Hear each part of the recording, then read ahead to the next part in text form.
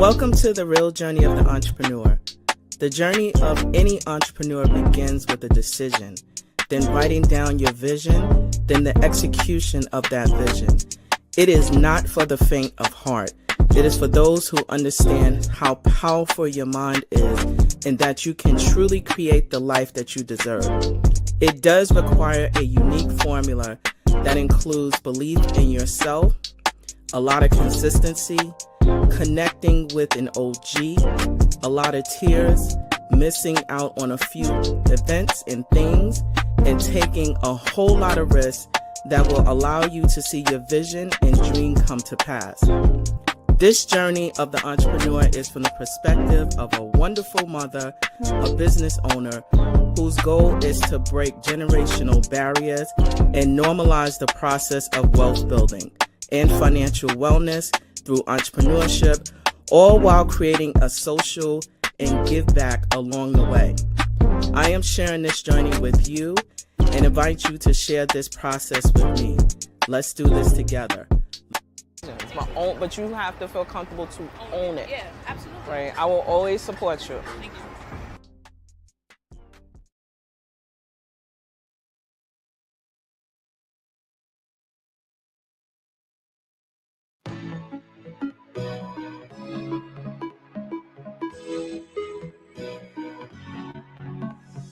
Welcome to our fourth annual Full Circle Business Brunch.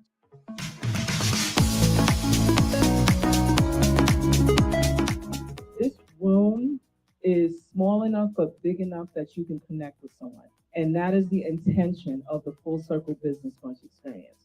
Being in business is not a competition. We all can win at all levels. We come from a lot of poverty. How do you break out of a scarcity mindset as a small business? If you keep it positive, positive will always keep you. The idea that I'm always broke, I never have enough money. You can easily say, I don't have enough money yet. And that changes how you then move forward with your next financial decision. I'm here to help educate you all on things that you may not have known about, because we find that there's a lot of suffering that goes on when people don't know about stuff. When you're entering into a business relationship, it's still a relationship. So you want to maintain a good rapport with whoever it is that you're transacting with. You're hiring an attorney to not only protect you, but to also be the bad guy in certain situations. We can help you connect to people who are looking for jobs. We have 200,000 people in our job bank. We're here to help the businesses out there who are doing really the heavy lifting in our economy. This is my fourth time attending this event. Each year it gets better and better. And it's really inspiring to see what she's doing for the community and working with the youth. Why I wanted to start my business is because my mom was working too hard, right? I want to have my own business, my own clothing to wear on the street. This is an amazing, amazing event with lots of knowledge for business owners, business starters, and just who's thinking about getting in the industry. Hope this continues to be an annual event for those who want to learn more about business and get into the business space. Thank you for being a part of this transformational experience. A brighter day tomorrow will bring. Oh.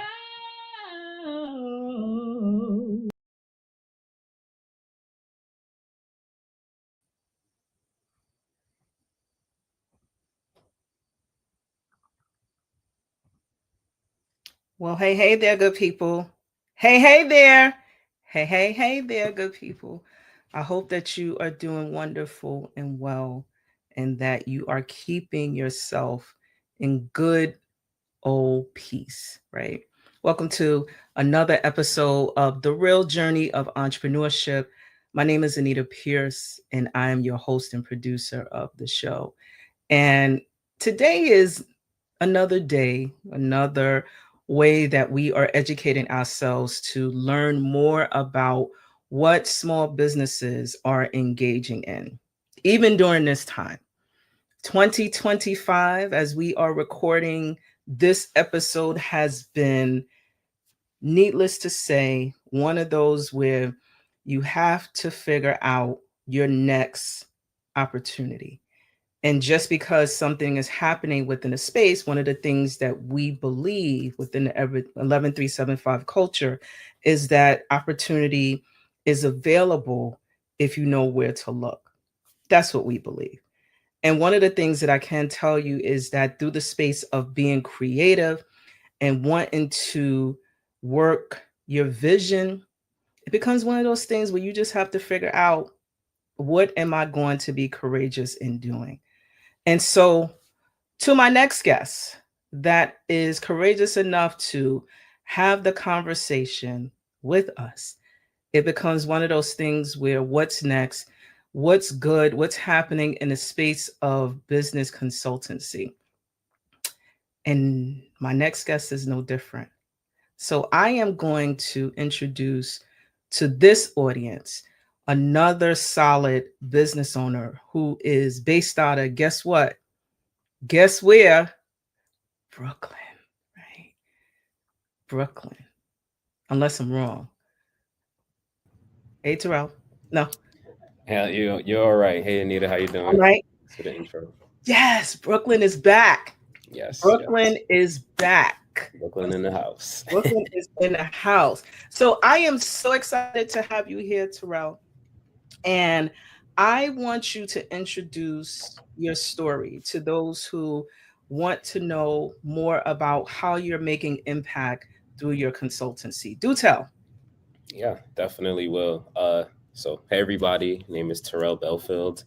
Um, So I guess I'll start by trade or by degree. I'm actually in technology, so I'm a technologist, and for my entrepreneurship journey, I got into that by honestly having a servant's heart, like I'm sure a lot of us do, and I really started my business with my best friend and my business partner, and we decided to help individuals create businesses. That was the start of that was the start. We said, hey, people need to understand taxes. They need to understand business structure.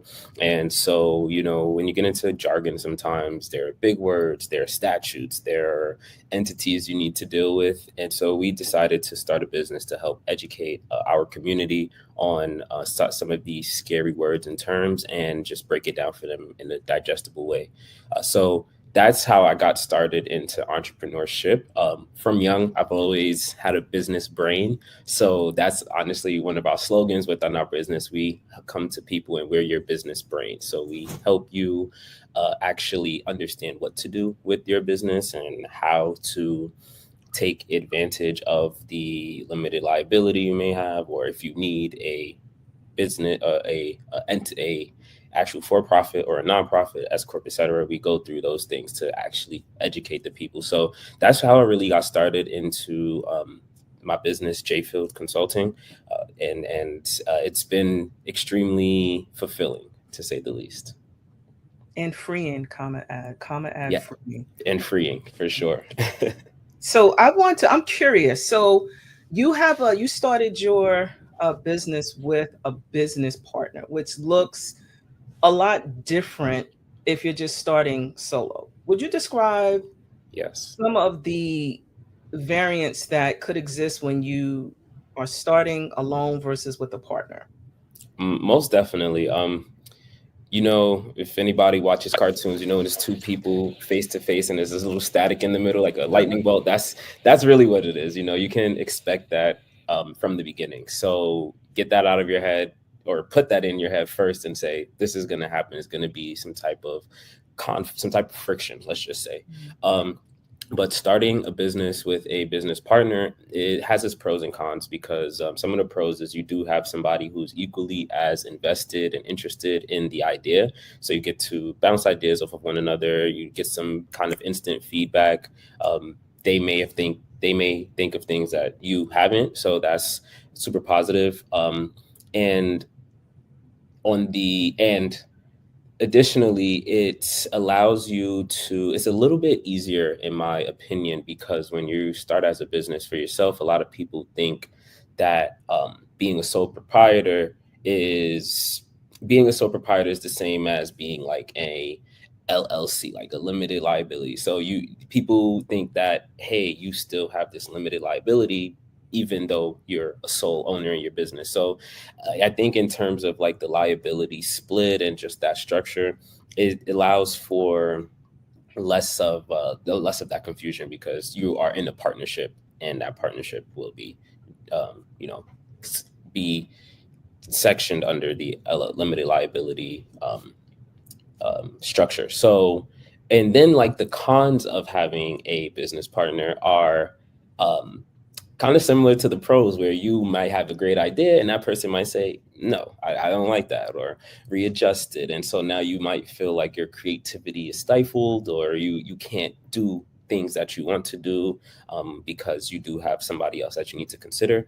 Um, but and then I think for me or us in our business, because we took the time to actually learn business and learn partnership agreements and understand that, hey, from the beginning, we're going to do things 50-50. You take this role and these responsibilities. I'll take this role and these other responsibilities.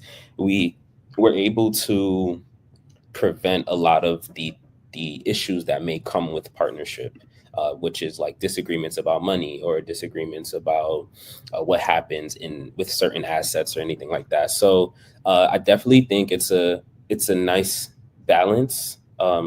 And especially because the type of business we had, so consulting is like, I'll take some calls, he'll take some calls. If he can't make a certain event or to a certain client, I'll do it. And we just kind of were able to really treat it like a partnership. And it's every day is not, they say in like relationships where every day is not 50-50. Some days it might be 10-90 and 80-20. Like that's literally what it is. So going into it with that mindset was helpful. So I want to circle back on a couple of things that you mentioned, and I want to leap into some of the work. So unpack for those who may be solopreneurs and really talk about what I share in my coaching about the variants that come from being a true solopreneur and your designations versus having the liability coverage through the start of the LLC. Can you unpack that a bit? Yeah, definitely. So this is a big thing because people create the LLC, and this is what we saw because we started the business pre-COVID. So we've been in business for about 7 years now. So 2018 in December. Actually, our anniversary is coming up in about 7 days. So yep, December in 2018, we started our business. I was still in college. We were both I was in college and my business partner was in law school. And he was taking a tax class and he started to learn different things. We were having different conversations. So when the pandemic happened, it was a rise of small businesses. And a lot of people were saying, oh, I'm a business owner and I can just take, the government was giving out certain relief money and they were like, hey, this is all I have to do. I can go to LegalZoom and be done. Mm-hmm. And immediately we realized that's not the way. Like people are getting these pieces of paper and not actually knowing what to do with it. So that's when we really doubled down on like the education part. So the difference between like the solopreneur is you are not simply you don't have that veil of protection just because you have the piece of paper. There are rules and procedures that you have to go through in order to accurately be classified as a LLC. Because something else that a lot of people don't realize is that the state law is what you follow when you file with the Secretary of State. But now the IRS is something totally different. And that's really where things matter a little bit more, because you want that tax designation to say that you are an entity and not an individual. Because if you're a solopreneur and you may have your piece of paper that says XYZ LLC, and that's great. But if you didn't designate certain things to the IRS and tell them that you would like to be classified as an entity, then they're not going to automatically think of that. So solopreneurs, definitely check with your business coaches and business consultants to make sure that you're properly set up. And I want to do a comma add because I do a lot of business development work out of the state of New York. And I get a lot of businesses who think it's really sexy to operate out of Delaware. and then want to do business here in the state of New York. So to your point about state laws do matter, right? And even with more within New York State, there's a comma and with the LLC with publications. So usually when I work with small businesses and they're thinking about that process, the one couple of things I ask them, I was like, did you do your publication? They like, what? They Right, like, right. they like, huh? And I'm like, get it in, right? That's my biggest thing. So there is an important, to your point, process of really understanding why you're doing this, how you want to be taxed, and the goals that you have around it. But it's also state rule. Like we got to follow the rules. You have to follow the rules. It's not we start at LLC on Monday and then by Friday we bust in a million. If you get that code, you better tell me. Yeah, tell me too, because I need it. Tell But us. yes, yes.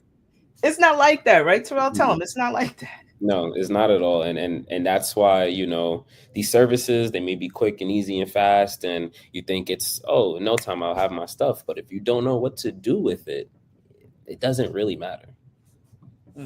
It does not really matter. Yeah, I think that hands-on approach is very important, especially for individuals, in the, you're from Brownsville, I'm from East New York. So our communities, we got a pretty low AMI, we have our own issues. So I definitely wanted to take the time to make sure people understand what they're getting into, because sometimes it doesn't make sense. Actually, people think they need a business and you actually don't. A big thing that we also saw during the COVID time was individuals mistaking a brand for a business. So you can have a brand, which is just a name. You can even have a logo, but that doesn't mean you're a business. So, these are a few things that people need to just be aware of and take into account. All right. So I'm going to dig a little bit deeper, right? With the clients, typical clients, right? So again, we neighbors, right? In terms of where we come from. Is there a different approach when working with individuals from our communities versus others for you and with your brand?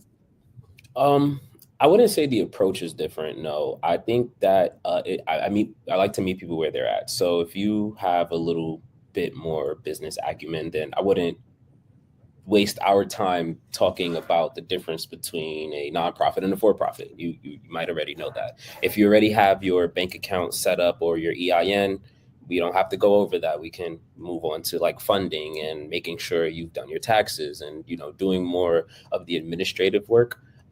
So I wouldn't say that the approach is different, but I like to figure out in the first few minutes of the conversation just your level of comfort and level of understanding or knowledge about business and as a whole. And then from there, I like to ask certain questions and say, get a feel for where you're at, and then also get a feel for where you want to go. Because I think that a lot of times, or I don't want to say a lot of times, but very often people don't actually know where they want to go. They just are throwing ideas out there, or they're just saying, well, hopefully I can quit my job and do it with my business. Okay, so what do you need to get there? Like what does that look like? Do you need a storefront? Do you need some marketing? Do you need a photographer? It's so many little things that people sometimes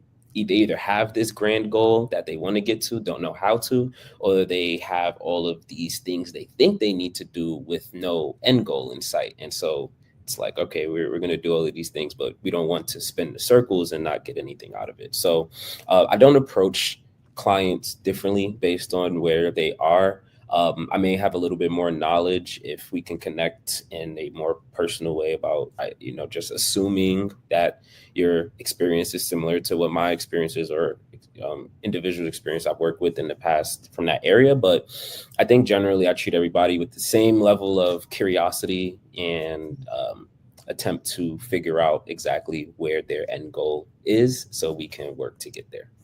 That's awesome. And so, and looking at your background, so I know that you mentioned that you have, some technical consulting and civic innovation in your background. Yes. So, how do you marry those things, or do you marry those things within your current business? Mhm. Yeah, definitely. I think that that's something actually I pride myself on a lot in terms of marrying and um, making all of these industries coexist with one another. So, from the technology standpoint, there are um, when we consult different individuals who may be in a technology space or just in a general small business space, I tend to be able to have that edge in terms of you may need some type of data protection, or you may need to look into a certain type of platform to do this need. There are platforms and things that are just in standards or more popular than others, but that doesn't necessarily mean that they fit the mesh or the molding of that specific business owner. So I do enjoy meshing that together with the general consulting. And then for civic engagement, um, that is really where I use both my tech experience and business experience together, because something I learned that I actually expressed. I went to a nonprofit conference in my neighborhood earlier in the year, like around March, and the local council member had it. It was great. It was a great experience, and I learned. I became frustrated at myself because I graduated from North Carolina A&T, so I left to go to school, and then I didn't come back right away. I went and got a job. I was living in Philly, and you know, the typical thing coming from certain neighborhoods, or even just in general, just leaving your hometown, you leave, you don't actually pour into the place you came from. You leave, and because you think it's better over there. And so we spent a lot of time tapping into external communities, like through college and through friends we made, and trying to get clients like that. But then I came back home and started to be more involved in the community, and then I went to that event, and I heard people's issues, and I heard it was a woman there that literally said she got a free nonprofit, didn't do certain paperwork, so she lost the status,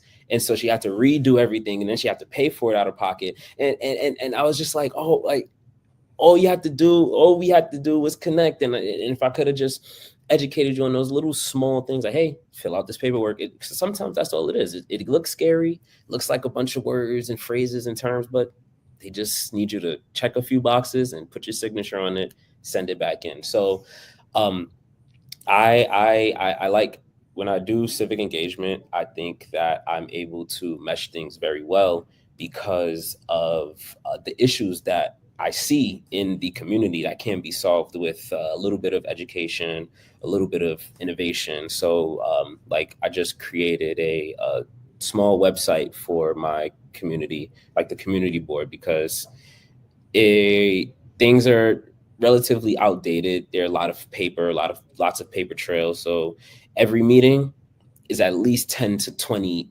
flyers that people are, shout outs to the community board. They have the folder for you. You put it in, you get your information, you good to go, you go home.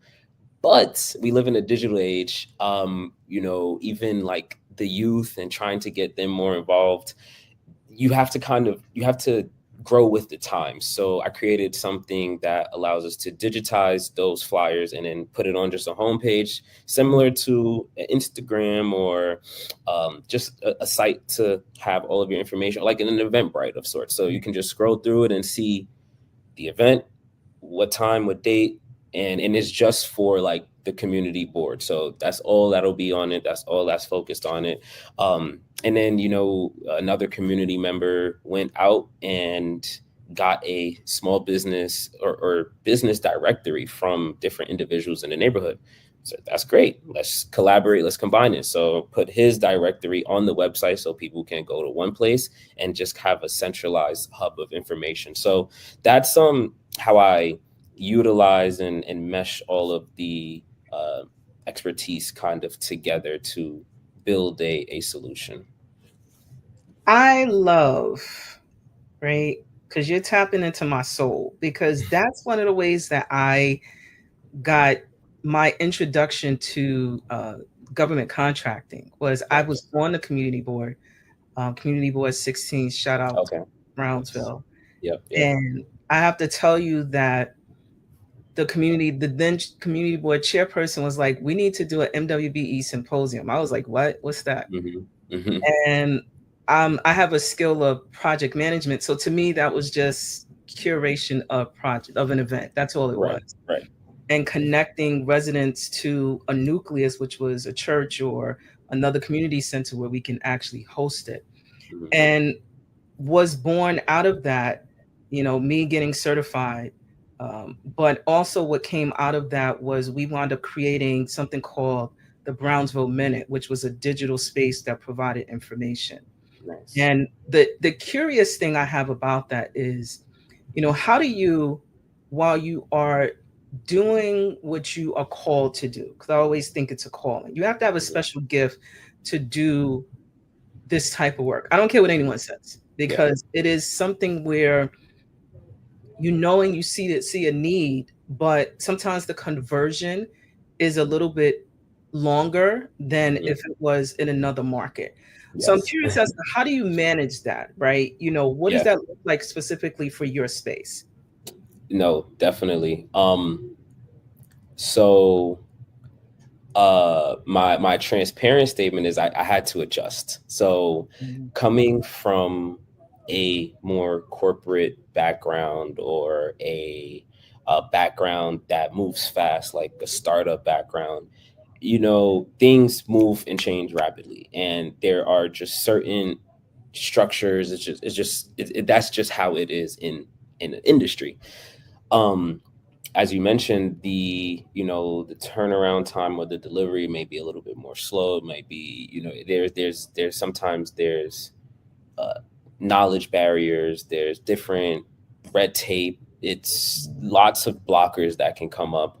And how I adjusted to that was honestly just, well, I had to learn what public service looks like. I had to learn what community work actually is. And as I learned these things, I did find myself getting confused at the very beginning, because I just said, hey guys, I point out an inefficiency. I say, this is a solution for it. And they say, cool.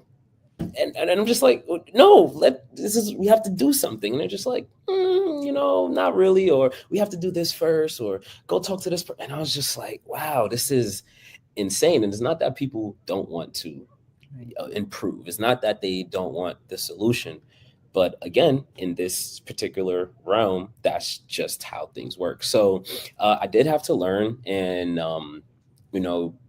realize that it's not me per se in terms of my presentation, but more so just how things go in this particular industry. And so, I think it was like a learning more of the ins and outs of how to do business within the community, and then also going back to my original reason for doing it, which is just to help people, just to be a beam of hope, a light of a resource for individuals, because I care about my community. So it was less about, it was like, use the business mindset to get things done, but it's not like I'm looking for the business here, to say I'm not going to do anything if it's not for a profit. I'm not going to, you didn't respond to my email in a certain time, so that's just it.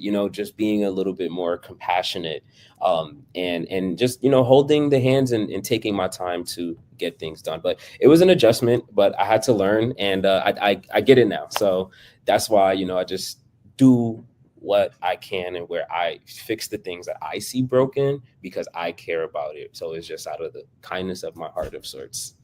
Yeah. But in that, and then I will just add something, is that in doing things out of the kindness, people do identify your skill sets. They do see that you're capable of doing certain things. So the opportunities don't stop. They actually multiply by doing things just in the community because you saw something. It's like picking up trash, or putting the dishes in the dishwasher because the sink is full. Like it's little small things that people will notice and then say, hey, I see that you are capable of doing XYZ, so why don't you do XYZ over here? I feel the whole vibe and energy because I know, and still as a part of our activity and engagement is social impact. I spend a lot of time advocating behind the scenes. Like I'm really not a front person, even though you're in business, you're supposed to be. But I think a lot of the advocacy comes from when I'm thinking about those who are in my community who, one, may not have access to capital. There are, limited amount of um, financial institutions in our neighborhood. And Yes. how do you have the conversation to say that you want to take out, lines of credit, or I need funding to fund this dream, when the overarching community may not have all of what is there? It does, but you have to really dig and build the type of relationships that you're looking for. And it comes so differently, right? Interestingly enough, I think about, some of what is in existence, right? We have certain type of businesses that gets born out of our communities, right? Does that make them in business, a viable business, profitable? Right. Believe it or not, yes. They just need different type of things that you mentioned, like that will, structure. right, more structure behind it. But that doesn't mean that their pockets are not getting lined. I've definitely seen a couple of cases, and I'm like, oh, you need to do X, Y, and Z in order to sustain this, friend. And then once you break down to your point about, and there's another thing that immediately came up. It's not just always, what you say, it's your level of consistency when we show up within our community, such as, because, it's interesting. We've gone from corporate to college to coming back to the community, and we see like all that's existing on the outside and wondering, how can we line or build the communities that we see outside, right? It's beauty from within. We just have to connect the dots, right? Yes, and that's something big that drove me to be more civically engaged, is that people come in, businesses, corporations, investors, etc. They come in to your home and they see the gold. It's like you're sitting on the gold, you talk to the gold every day, you smell the gold, you hang out in the gold, and then somebody comes in and says, oh, wow, look at this gold, and they just take it from you. And you're like, whoa, I didn't know that was gold. Why'd you take that? And it's too late, because we, have to put on a different set of lens to really understand the things that we have. So yeah, I 100% understand, and that's really what drives me, because I think that we have the ability to be very self-sustaining in general, and I just think it takes those little frameworks, it takes that certain structure, it takes that coach consultant to come in and say, hey, you're doing really good, just tweak this, move this here, say it in this way, and try again. And I believe very strongly in each one teach one, iron sharpens iron. So these are just things that I think, we will be a lot better together than trying to do everything, in siloed ways on our own. Okay, I got another question for you. Trust. How do you break down or get individuals that you're supporting to trust you?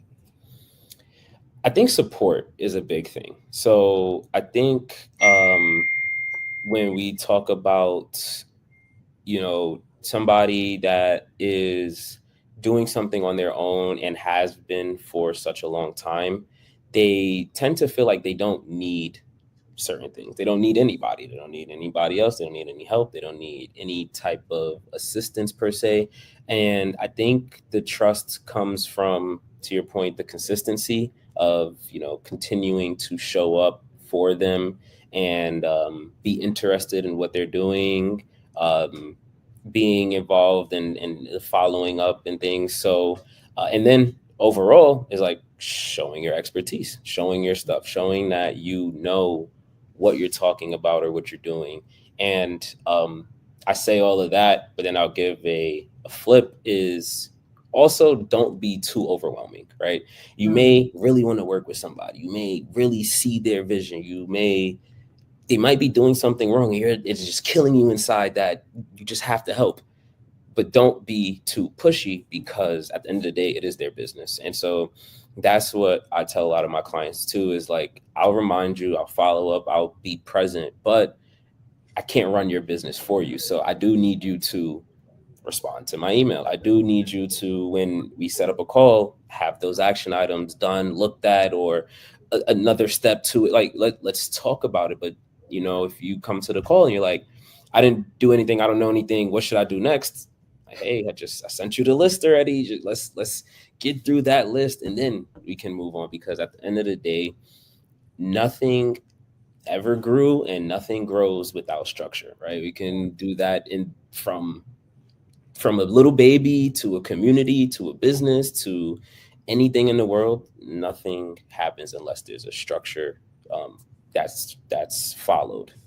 So that's what I think about trust. I think that it's a balance between being interested but also focusing on yourself as well, because you need to keep your ball rolling, keep doing what you're doing, so you give them opportunity to also see what you have going on, to seek you a little bit as well, so it becomes like a mutual type of experience, because you can't force anybody to do anything. You can't force anybody to work with you.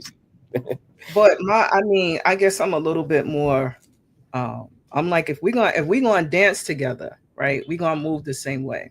Because a lot of times it becomes, you don't want, especially when you're doing business development, you want people to grow, right? So my challenge is always is, where do you see yourself realistically in the next year? If you see yourself the same way in 2025, which we're in right now, December, then what we doing here? We not dancing. We not doing the same thing together. So that's some of the things that I typically push. But I'm curious about, some of the other things, like you're in what I call a combined industry. What are some of the things that you see that are rapidly changing that you can offer to those who may be getting started? Yeah. So I think a big thing is technology, honestly. So the things that are rapidly changing is tech, in terms of the AI, in terms of these agents, in terms of the rapid growth of this industry, and people kind of being nervous about it because they don't actually understand what it offers or how to take advantage of it. So I think that something that I offer is just that tech background, because again, because things are a trend doesn't necessarily mean you need to be involved in it, because you might actually overcomplicate your business by trying to keep up with something that doesn't actually involve you.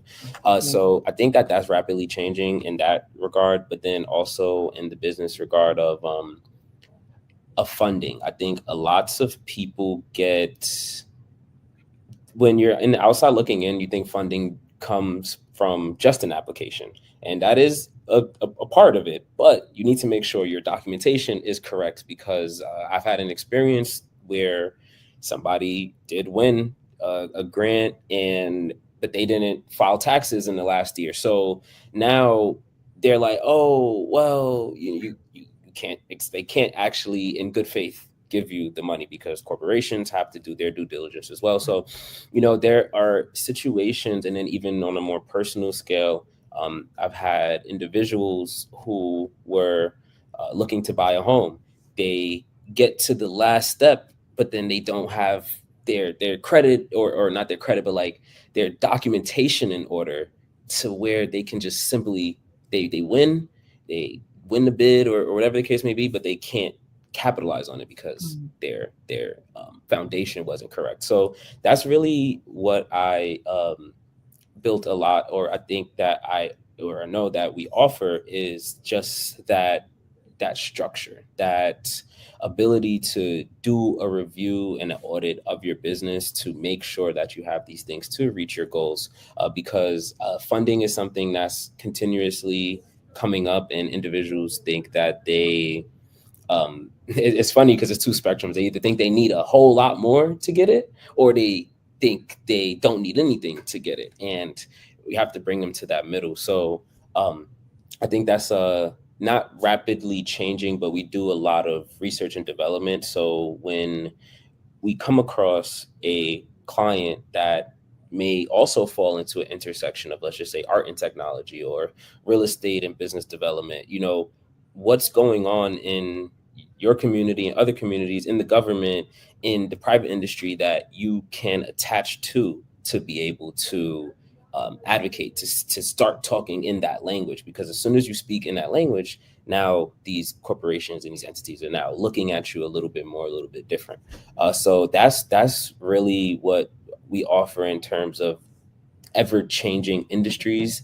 And I think that's attributed to me being in an intersection industry. I feel like I need to stay up to date with technology, real estate, even emerging industries. So we talk about AI. We worked with a lot of cannabis brands because now in New York is legal. So the justice involved individuals filling out those applications, they don't know what to do.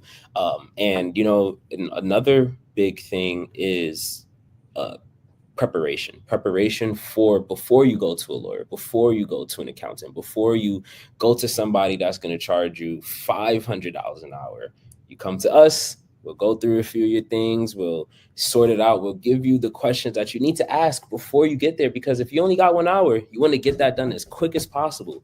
And so that's really what we offer in terms of being fluid, being nimble, and being able to stay on top of these ever-changing industries or initiatives that come down from wherever they come.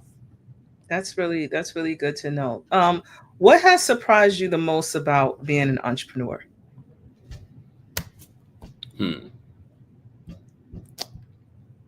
Well, what surprised me the most? That's a good question. Let me think.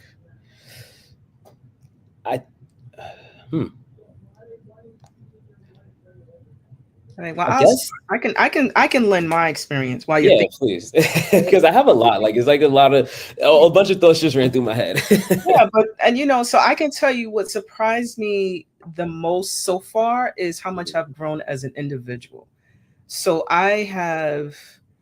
when I say this is entrepreneurship is beautiful, but it's not for the faint. You can't,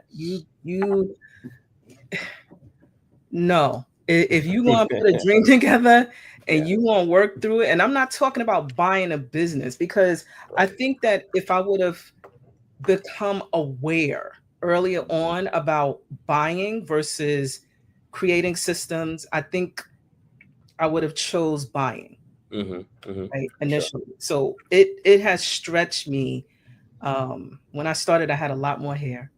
But you still look good, so it don't matter.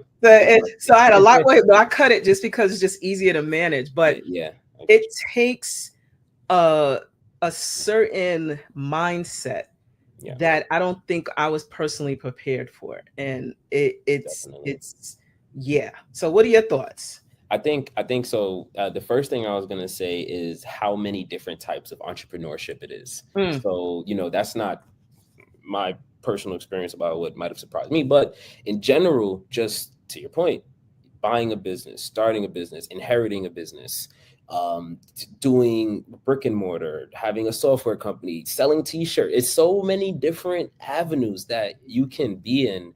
And I think that's was the most surprising to me is seeing people really take their skill set, their degree, their interest, their passion, and then turn it into something. And it all looked different, and because it all looked different, something that I also pride myself in is being able to find those similarities across the board, because at the basis of business, you do just need certain things.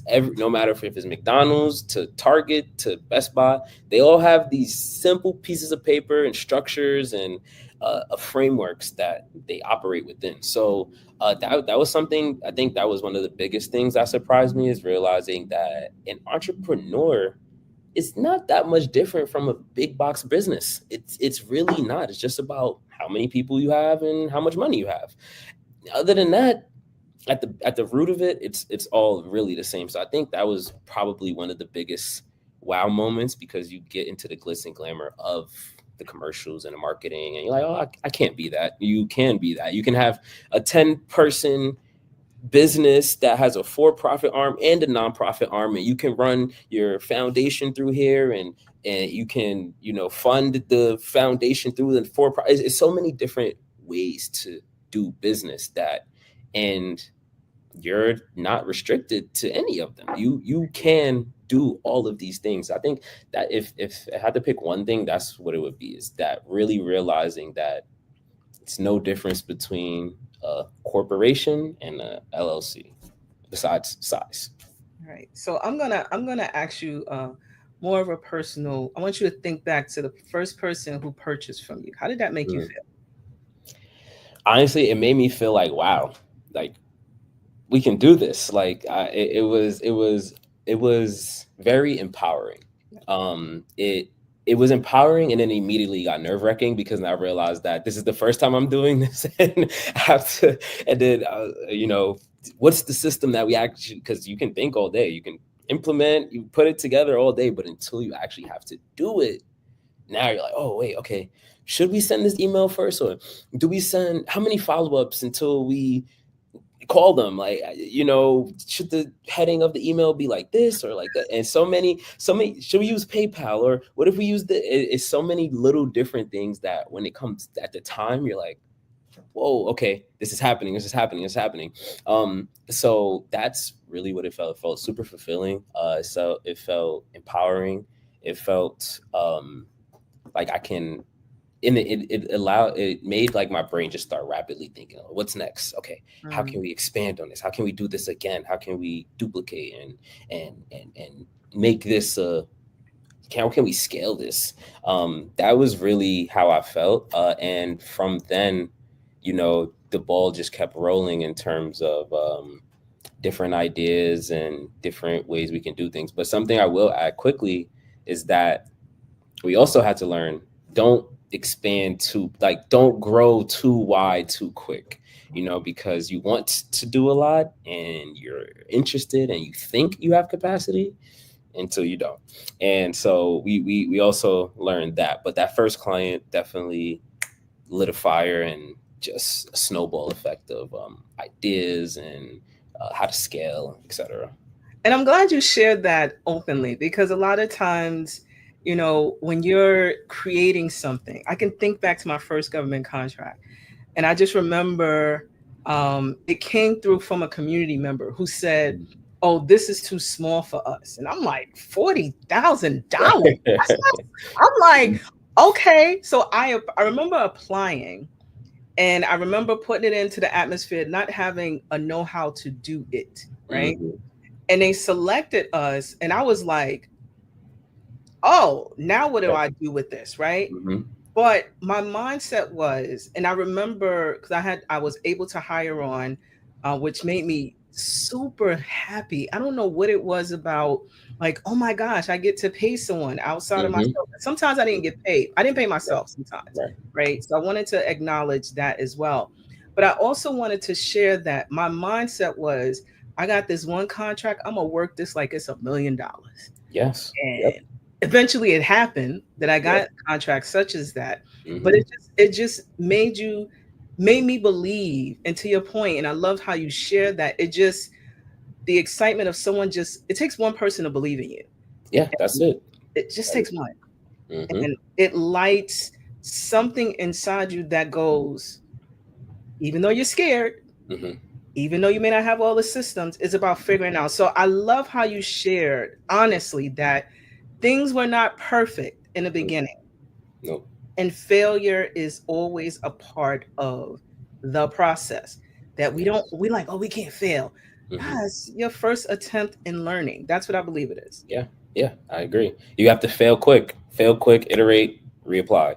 And I think that also attributes to like my technical background because sometimes my friends they call me a mad scientist. I used to have a bunch of hair and stuff. So, but it's like we have to go through the scientific method. We have to have a theory, we apply it, and test it, and then we say, okay, did this work? Did it not? No, scrap it, try it again. And so that's how I honestly live a lot of my life, and just doing things within certain guidelines that are predetermined as correct, and then seeing how it works, adding my own little spin to it, and then being fluid enough to say, hey, that didn't work, let's scrap it quick. We're not going to dwell and say, oh no, when's the next opportunity, let's fix up, let's do it again. So yeah, that's definitely how business is not perfect in the beginning, but you can't be afraid to fail, because if you're too afraid to fail, you'll never start. This ain't for you. Neither is parenthood. I say two things: entrepreneurship and parenthood. Yeah, right. And know. I'm doing both, and I still don't know how. Right, and it's different for everybody. So it's a book on business, but it's not a book on your business. It's not a book on your life. It's not a book on what you need to specifically do, because everybody has a very specific set of skills. Everybody has a certain special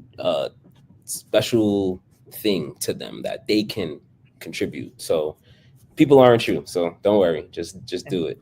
And people aren't you, so you got to do it. You have no choice, because each of us have, I believe, a gift that is specifically ordained for all of us. So, Terrell, we are almost at time, but this was a juicy conversation. Yes, this is great.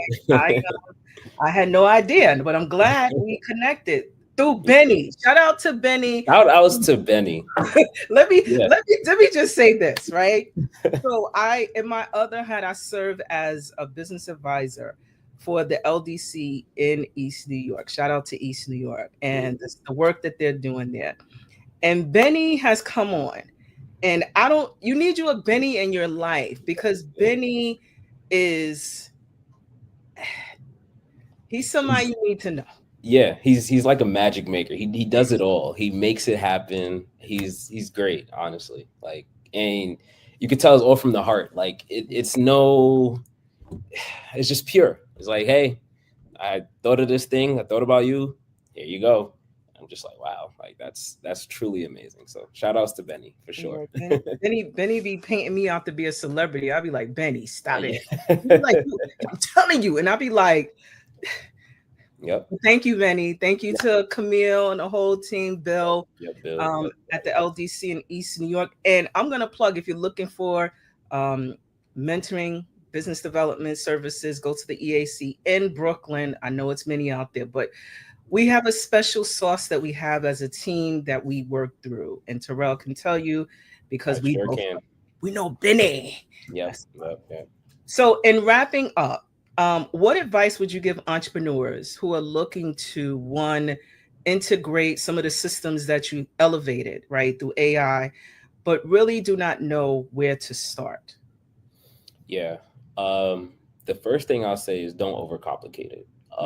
Don't feel the need to implement something because it's a trend. Lots of people are scaring themselves and not necessarily like the fear isn't prevalent to you specifically right now. But in terms of how to leverage AI is understanding exactly what you want to solve, understand exactly what problem or what bottleneck are you having, what blocker are you having. And once you can fully identify that problem, then you can look for solutions. I think people tend to solution and then look for the problem. And that's where lots of waste happens, in terms of you wasting your time because you're trying to make something fit that doesn't, or you're just wasting your energy trying to build something, or your money because you're paying somebody and you have this system that you don't actually plan on using. So the first thing I say is definitely identify your problem, and then you can explore the services that are out there to circumvent that problem. And then another thing I say is it's okay to spend the money for somebody who knows how to do it, because with AI, with these chatbots and things, people are like, oh, I could just whip it up in a second.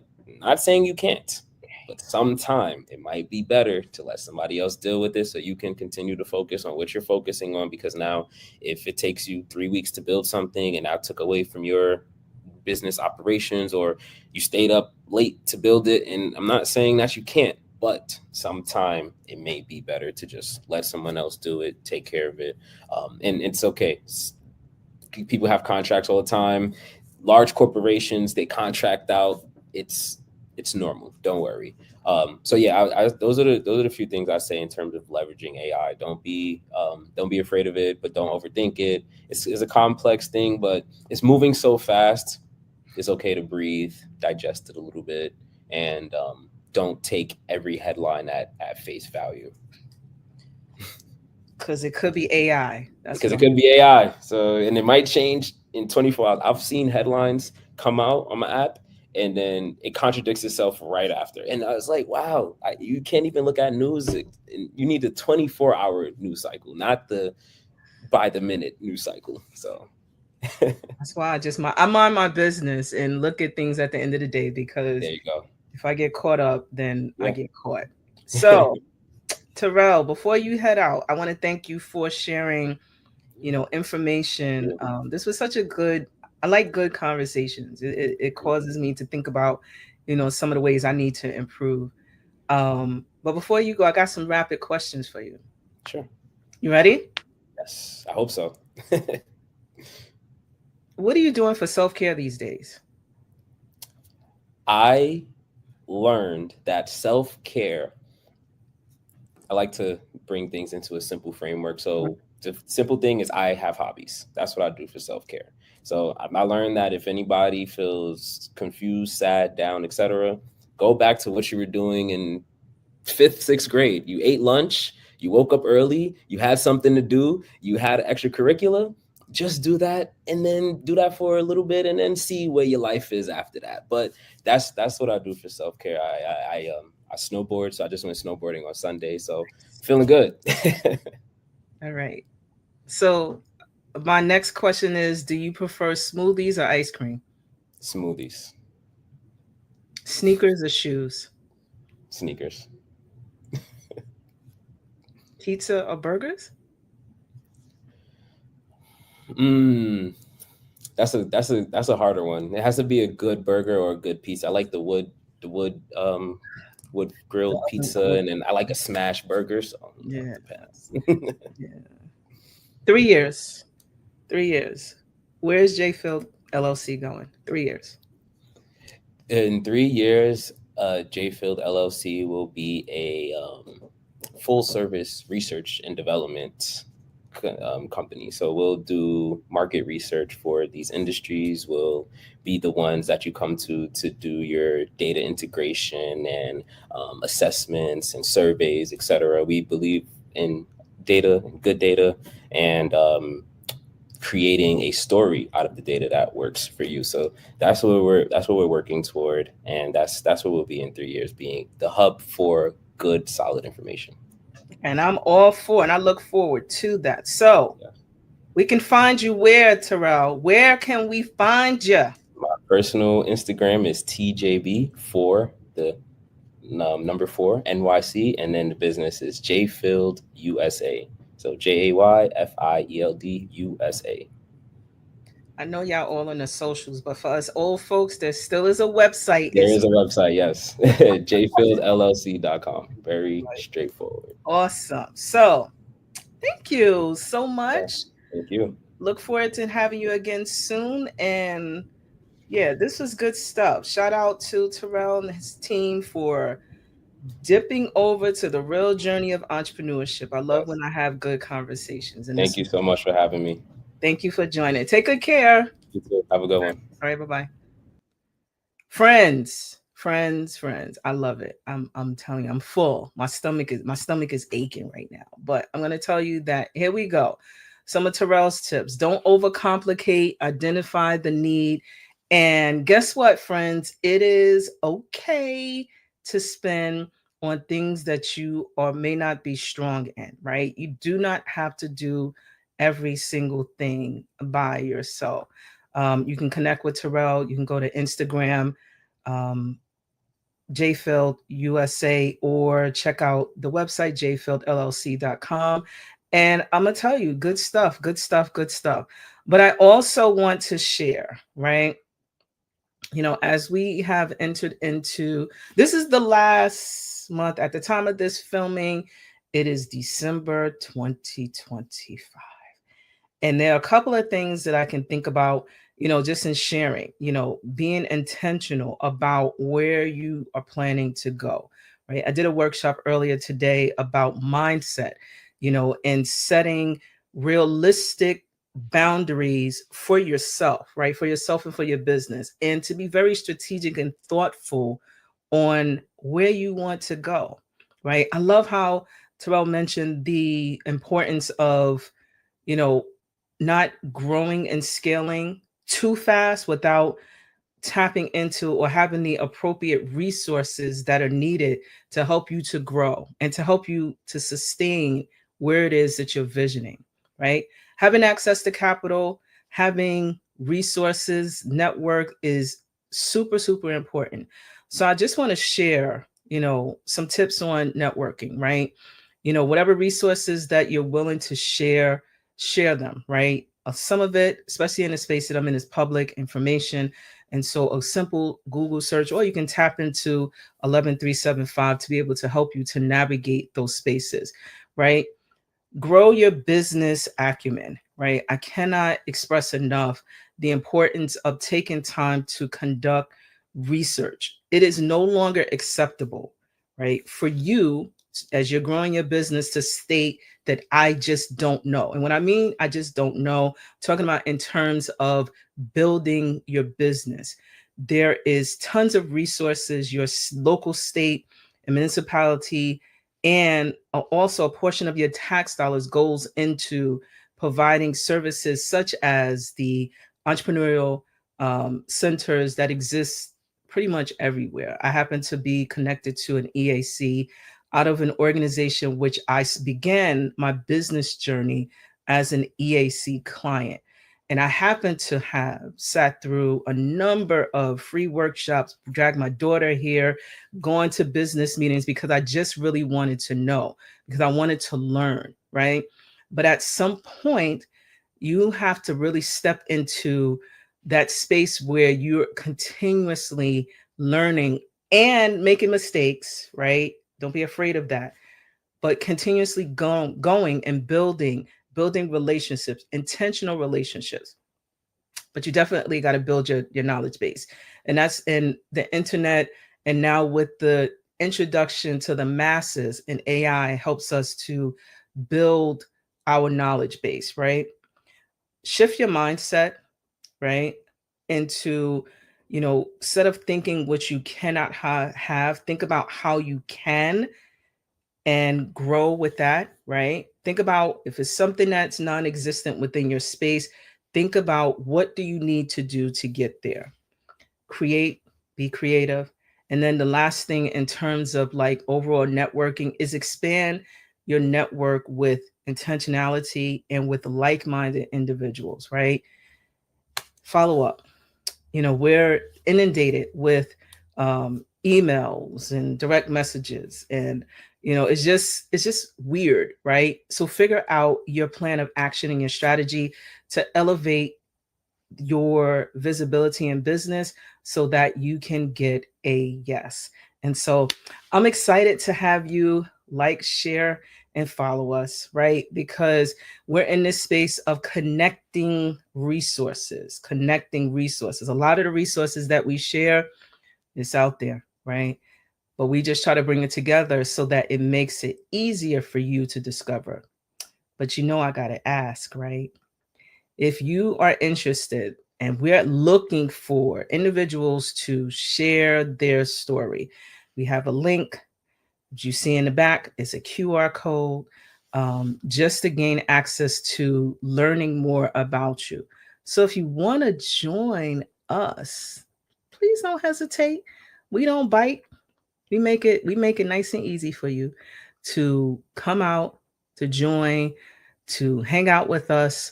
But we want to talk to you, right? And we hope that you are willing to share a realistic story about what it means to be in this space. Also note that we air the episodes on Mondays at 7:05. But if you're interested in being on the show, we have a couple of codes. And also you can check us out to join us. Also wanted to share that we have a few webinars that we are hosting monthly, twice a month, that we have been actively providing information and resources. Again, connecting resources, talking about, and providing strategies within certain spaces. Those who may still be interested in launching into government contracts. We've been talking about that. We've been talking about, different ways that you can integrate AI within your practice. So I hope you join us, right? Because why not, right? Why not? So if you're interested, you can, check out our webinars at 11375, but you can join us by registering for those webinars. And on that note, I want to say thank you for taking the time to watch this episode. I'm full and I'm going to get out of here. Thank you so much for joining. Take good care. Bye-bye. Welcome to 11375. My name is Anita Pierce, and I am your Chief Experience Officer. At 11375, we offer strategic alignment solutions specific to you and your business goals, and also connecting everything with social impact. So if you are looking for a really amazing organization where we help you to focus your strategy and connecting it with social impact, please do not hesitate to reach out to us. We are on all the social platforms, and you can contact us at 11375.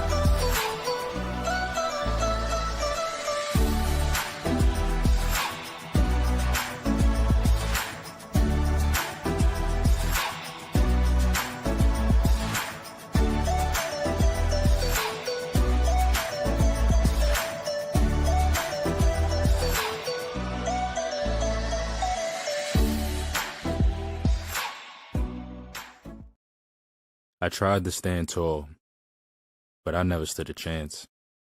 How selfish of me to want them to see me as I am. I'm over this, man. I can see the envy from under the mask they're in.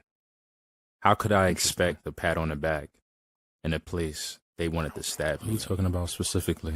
Why do I wish temporary feelings could last again? Why does my future need me to refer to the past again? Naysayers checking in by the minute. It's eating up in my time.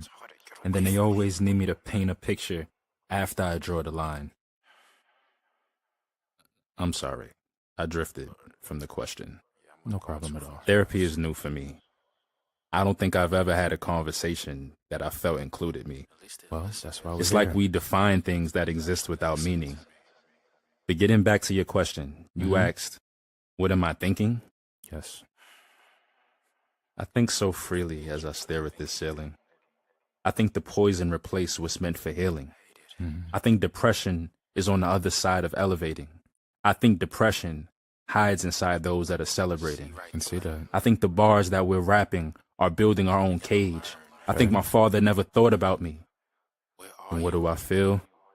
I think rage. I think everyone around me can hear what I'm thinking, so I never blink once or think twice about over drinking. Let's calm down. I think it's humble of me to say that I'm the greatest. I think so much of me, but I'm taught to never say it.